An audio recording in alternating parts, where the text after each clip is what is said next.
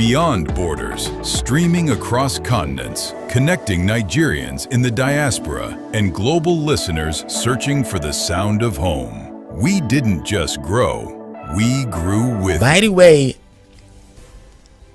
ex-Vice President Atiku Abubakar says he's going to bring back subsidy if he's elected as president, and that's giving me the chokehold right now. And I'm wondering now, is it possible to actually buy fuel for 150 naira again? Oh my. Then there's a story that actually sounds almost unbelievable right now. Fake government agency. Like, you've been following my series, right? There's something I'm working on, more like the agency. So this tells a whole lot. So the fake government agency, ghost employees, forged documents. President Bola Ahmed Tinubu has now ordered a further forensic investigation into the scandals. And in Osun will always be on the headline. In fact, Osun is going to be on the chopping board till the elections are over. Governor Ademola Adeleke has collected his certificate of return, but gunfire around his convoy has put security and the credibility of the post-election environment back on the table. So this morning we are asking, is Nigeria entering 2027 with a stronger democracy or simply more expensive political season? Is Nigeria entering 2027 with a stronger democracy or simply a more expensive political season? I mean, you can look at the staggering numbers I mentioned earlier. 571 billion naira. This is the front page. Let's get to it real quick, all right? While we await the news analyst to join me, we'll just start with the first headline right now. And this one is from the Punch newspaper. Today's political headlines: you have 2027 election, 571 billion naira campaign spending ceiling. So the story, the big political number this morning is the 571 billion naira. According to the Punch newspaper, the new Electoral Act 2026 allows the 146 presidential and governorship candidates currently in the race to collectively spend as much as 571 billion naira on their campaign. Are we not already spending more than that already? So let me break it down real quick. When I say all of the 146 presidential and governorship candidates, all right. Osun alone, let's have it. In Osun alone, we already have rumors that certain person spent over 40 billion naira, another person spent over 30 billion. So in Osun alone, we're already having like a chunk of the money going. So what's going to happen to other states when it happens? We've not even talked about presidential already. So let's break it down. All right, so 190 billion maximum campaign. All right, it's going to be 190 billion naira maximum campaign spending for presidential candidates. Do you get it? All right, and 381 billion naira for governorship candidates. A 500 million ceiling on individual donation. So if the former vice president Atiku Abubakar has also raised an alarm of some huge amount of money entering this account a couple of weeks back, and he says he doesn't even know who these people are. He didn't disclose the amount though, but a 500 million naira ceiling on individual donation, and INEC is expected to monitor campaign spending and compliances. How is INEC going to be able to monitor this right now? I want to know. Even though INEC has said they're going to deploy technology, that they would deploy technology, not even might, in tackling election fraud and malpractice, and in fact even the spending as well. But INEC will need to sit down and let Nigerians know. Let's know how you are going to monitor election spending. Is it by sending your boys to security agencies on election day, finding how much are people? I don't see this as visible though. So the significance is enormous because Nigeria has officially entered the campaign season, and I'm so excited. I can imagine it. I mean, this is my season. I love this my season because this is where I get a lot of emails and people tell me, hey, look, man, this is what we're putting out. And it just feels so interesting. We're in interesting times right now. So the presidential campaign period began on, that was yesterday. We talked about it. Today happens to be Thursday, 28th of August, but the 19th, meaning the political parties can now openly push their candidates and messages ahead of the 2027 election. Check this out on Daily Trust real quick and confirm this. So here is it. Think about the number, 571 billion naira. That's the campaign money, not the national budgets. Don't mind my comparison right now. But the question isn't simply about how much can politicians legally spend. The bigger question is, where will the money come from? Where will the money come from? And perhaps even more importantly, right, how effectively can INEC monitor what is actually spent? Questions I've been asking.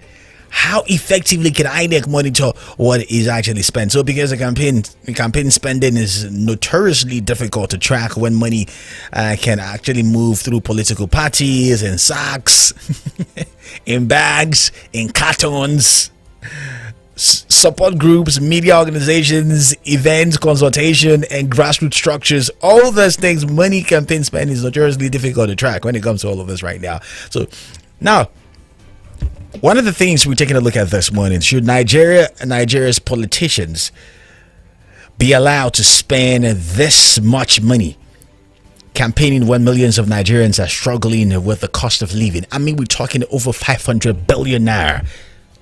Over 500 billion naira. Should Nigerian politician be allowed to spend that much money? This kind of remind me of the Kanye West song that says, no man should be allowed to have all that power, right? Yeah. Does a higher spending limit create a fair election or give wealthy candidates an even bigger advantage? That's just it. So if who spends more, does it give the advantage? That's it. So this is where the 2027 election becomes more than a political contest, if you ask me. It becomes a test of money versus message. Spend the money, get the right message, or the both of them at the same time. It depends on how you want it to be. So if the election is genuinely competitive, voters should ultimately decide based on policies, records, competence, and credibility. But when billions of whooping Nigerian naira available for a campaign, the danger is that a political communication becomes a competition in who can actually shout the loudest or spend the most. So who's got the more money? I mean, you saw what happened in the Osun election, where you heard as high as 50,000 naira being offered to voters to actually vote, and you hear as high as 40 billion naira was actually spent in Osun State election by one party. And the ruling parties also spend monies as well. So that's it.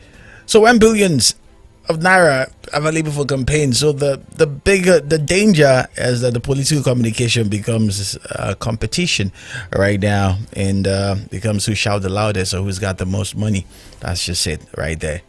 So Lagos, be a part of the conversation this morning. The number to call is 091 1000 2937, 091 1000 2937, or 091 1777 1937, 091 1777 1937. Send me a WhatsApp message, 081 280 62337. That's 081 280 62337.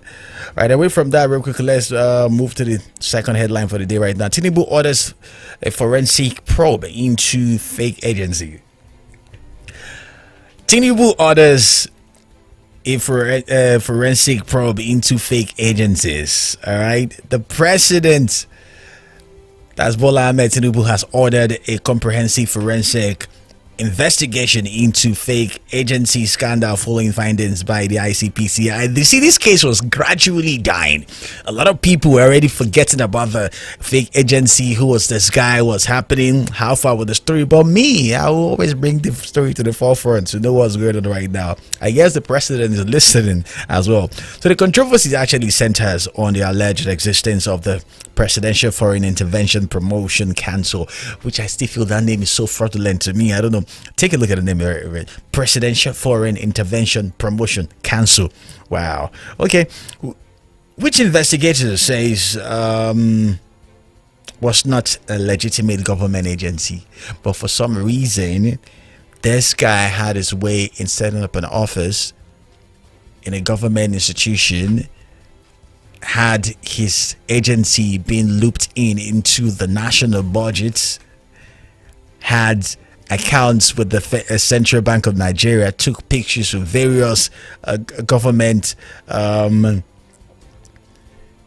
anyway, you know the story. So the latest development is particularly significant because officials actually says the investigation has uncovered indications that additional fake agencies may exist.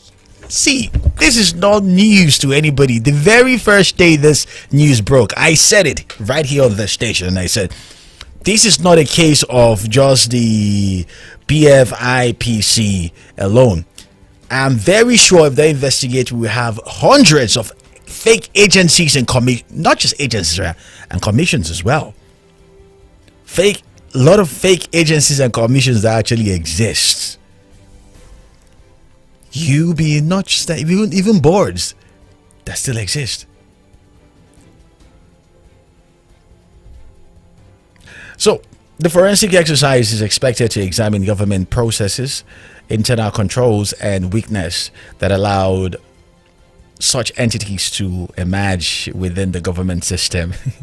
You might want to read more on this on the Punch newspaper, but let me just let you into it. When it comes to human errors, all right, a lot of people capitalize on human errors to get away with a lot of things. I mean, I've been in a situation where I've seen loopholes in some institutions that I felt like, oh, what if this person goes through this way?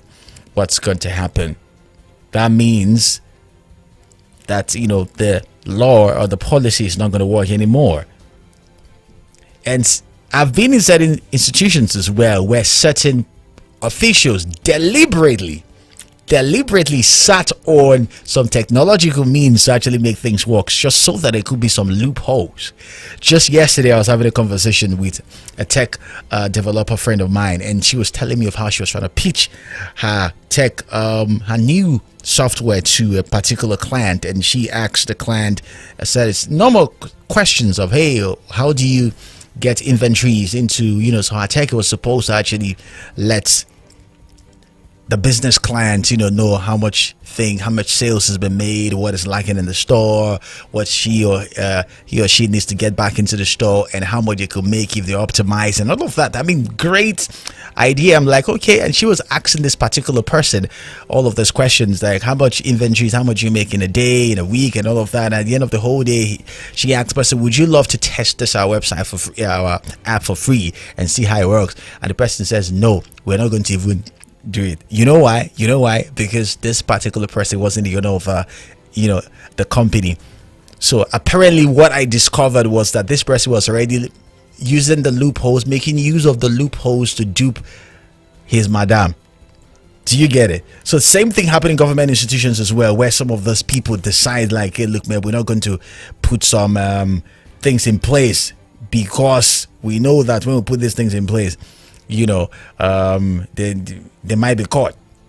So the story goes beyond the fake agencies as well. The real issues are, how does a fake agency get far enough into the government system to look legitimate? I mean, this guy doesn't really look smart to me. The guy who was on the PFIC scandal, who created the documents. First is, there are a lot of people who were supposed to be involved in all of this, in which the government is not bringing to book. There are some grassroots people, not just going for the top. There's some grassroots people who created the documents, who recognized the organization, where government officials involved. If you ask me, right, as an investigative journalist, I'll tell you yes, there's no way you're going to tell me government. So no way a government agency will not be involved. So did money move? Did money finally move during this space of 24 months? Maybe, just maybe. All right, were appointment issued? Yes, appointment were issued, but according to the agency, these guys were not deployed, but they had over 300 staffs that were supposed to be working for this agency. With salaries or contracts, attached to all of this? And most importantly, how many more are there? How many more fake agencies are out there? Not just fake agencies, fake commissions, fake board, fake offices. Let me just put it, fake offices. Yeah, I remember there was this local government, where I was supposed to be posted for my NYSC before I was later, I redeployed myself to a radio station. Let me just give you a quick backstory. Listen, so I was supposed to be posted to this local government. Posted me to this particular private school where I was, and while I was there, suddenly one day some men came into the school and says they were from the local government, and they needed an office in that school to monitor certain affairs of the school, student from the Ministry of Education board and this and that. And the school, without finding out, maybe they did their due diligence, they found, okay, these guys actually work with the local government and all of that. They give them an office, give them a table, and these guys were siphoning money every day. They were siphoning monies every day from that school until I came one day. I was like, hey, who are those guys? Why do they have? Because they give them our NYSC, where we usually lounge as an office. So I was pissed. I used to be a rebel back then. I'm like, who would this guy say from local government? Like, hey, I've never seen this guy at the local government before, because to be honest, people at the local government, they don't even come to office. So, and because I knew that part of town very well, I didn't know who these guys were. I decided to go into full mode journalism. So it's been a long time I've been into this. We're talking 2009, 2010. So it's easy.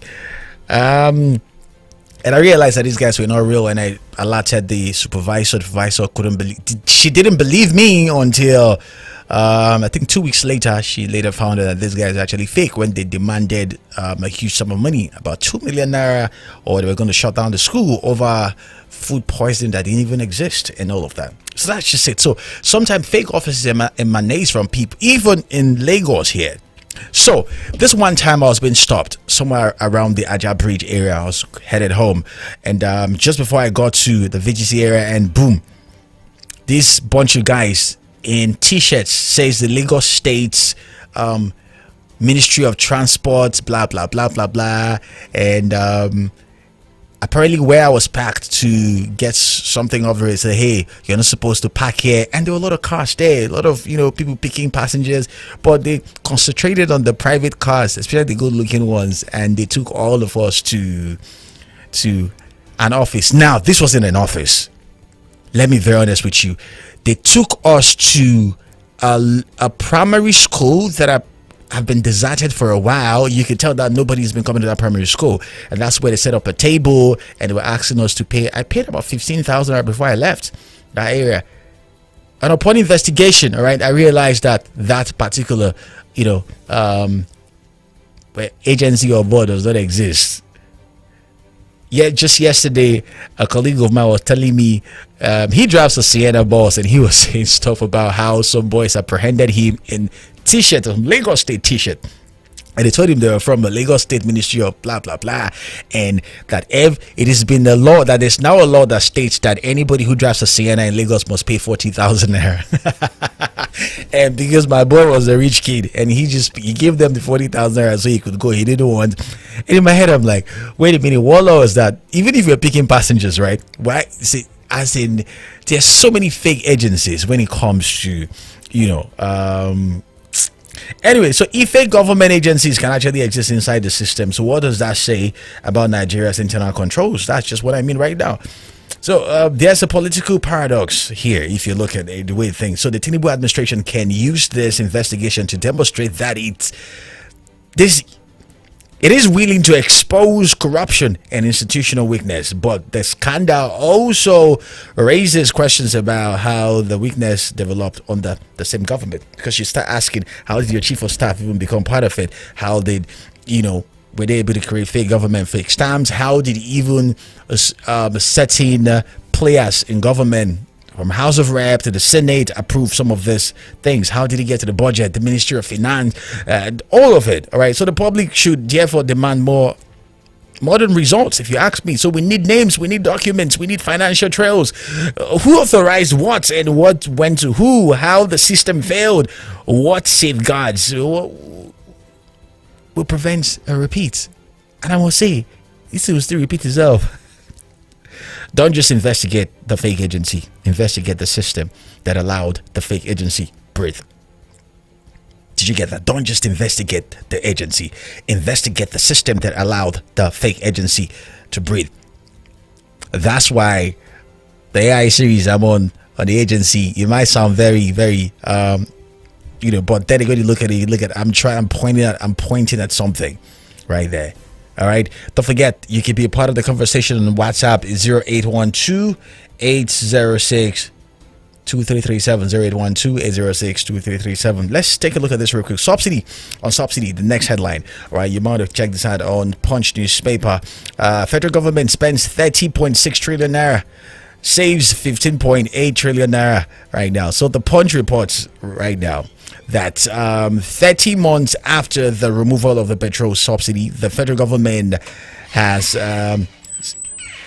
spent over 30.6 trillion naira while saving 15.8 trillion naira from the reform. Please, somebody help me make sense of this math right now. So you spent 30.6 trillion naira while saving 15.8 trillion naira from the reform. Wow.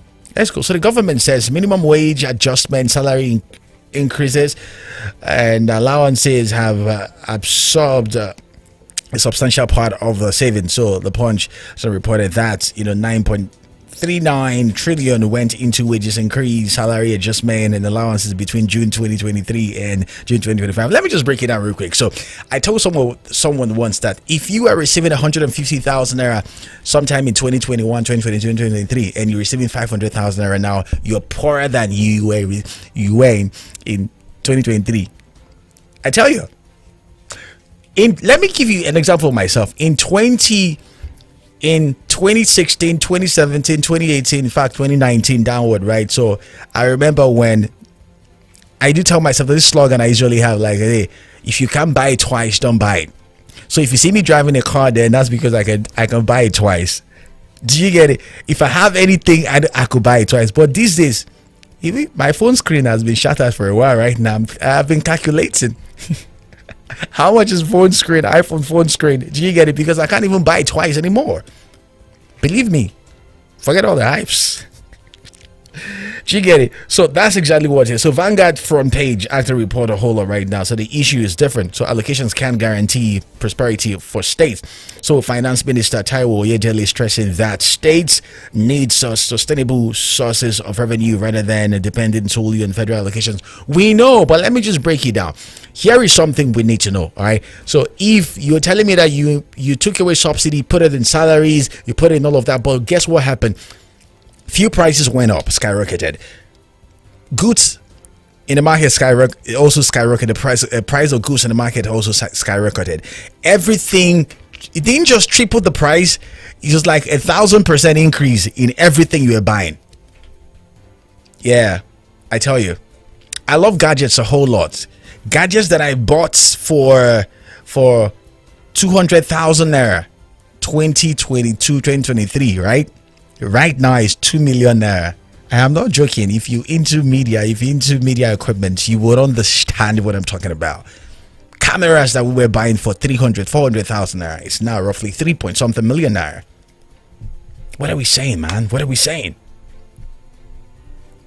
Anyway, so this is where we need to actually slow down, and the government is saying we saved 15.8 trillion naira. Critics are, an ordinary Nigerians response. Anyway, the former vice president Atiku Abubakar said, hey, look, man, if you guys vote me in come 2027, I will bring back subsidy. Now, it sounds very good, right? Because it looks so cool if they're going to bring back subsidy and you can buy fuel for 150 naira again. That would be so cool. I remember there were times when there was heat inside the house, so I just want to run away from the house. I go into my car. I'm one of those who slept in my car with the AC on from 10 p.m. to like 6 a.m. the following morning because the AC was just chilling. I just would roll down, put, like a movie night and just chill it. I do that. I used to do that then, but I can't even do that now, Seb. If I'm even dropping you, I don't even leave the engine on. I put up the car, hey, bye bye, and I start the car again. But it's crazy. That's just it. But anyway, it would be very bad if you bring back subsidy, right? And at the end of the whole day, we can't get fuel for as low as 200 naira. We're still getting fuel for, let's say, 500, 700. So you look like the subsidy didn't really, you brought back subsidy and we see buying things expensively. That's exactly what it means right now. Anyway, check it time is 8:58. I need to call us a day right now. It's been nice having this great conversation. I saw all your tweets real quick. Don't forget that on Twitter is 937 Rhythm FM at 937 Rhythm FM. All right. So in the meantime, the money is everywhere, right? So what connects all the stories right now? The money is everywhere. Let's just follow the money. If you follow the money, you'll be able to catch who is stealing what and what's is, here is it. Nigeria has entered the 2027 election season, but before politicians ask Nigerians for their votes, Nigerians are asking where the money went, who controls it, and that's what is getting you a return ticket. That's where we draw the lines on the front page this morning. And I go on a quick break. When I get back, it'll be time for Entertainment Central. I still remain your humble radio host, Michael City, aka the Sugar of Lagos. I'll see you guys soon. I'll be right back. Through weddings and wins, through heartbreaks and hustle, through late nights, early mornings, and everything in between. Because it was never just radio.